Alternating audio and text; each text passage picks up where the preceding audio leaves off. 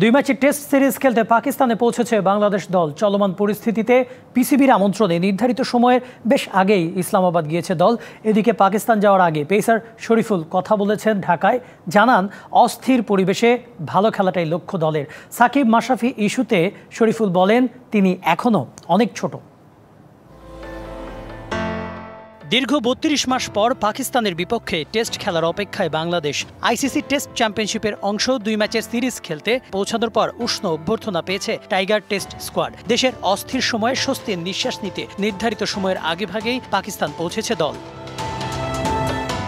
গত কয়েকদিনের ঘটনা প্রভাব ফেলেছে দলের প্রস্তুতিতে। বাধাগ্রস্ত হয়েছে অনুশীলন। ২১শে আগস্ট প্রথম টেস্টের আগে সেই অপূর্ণতা কাটাতে চাইবেন ক্রিকেটাররা। বাংলাদেশ এ দল আগেই পৌঁছেছে পাকিস্তানে, সেখানেও জাতীয় দলের বেশ কিছু ক্রিকেটার রয়েছেন। সব মিলিয়ে মাঠে নামার আগে কন্ডিশনের সাথে মানিয়ে নেওয়াটা হবে বড় চ্যালেঞ্জ। কদিনের মধ্যে এই দলের সাথে যোগ দিবেন শরীফুল ইসলামও। গ্লোবাল টি-20 খেলে আসা এই পেসার জানান লাল বলে ভালো খেলাটাই লক্ষ্য তাদের। ঢালাইয়ে দৃঢ়তা, নির্মাণে নিশ্চয়তা, প্রিমিয়ার সিমেন্ট, ঢালাইয়ের রাজা।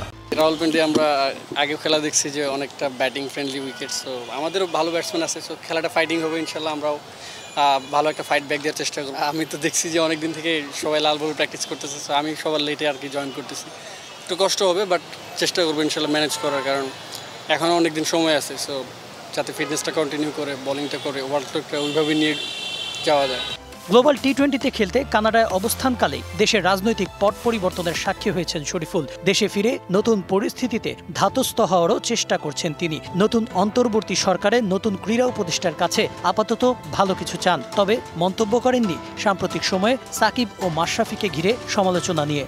আমি অনেক ছোট, আসলে এইসব বিষয়ে আমি এখনো কিছু জানি না বা জানতে চাই না, না থাকে ভালো। সবাই তো চায় ভালো কিছু, সো আমরাও ভালো কিছুই যাবো ইনশাল্লাহ। সবাই দেখতে পাচ্ছেন যে দেশের অবস্থাটা কেমন, সো আমরাও যাচ্ছি এখন পাকিস্তানে খেলতে, সো ইনশাল্লাহ আমরা চেষ্টা করবো যাতে ভালো একটা জয় ছিনিয়ে আনতে পারি দেশের জন্য।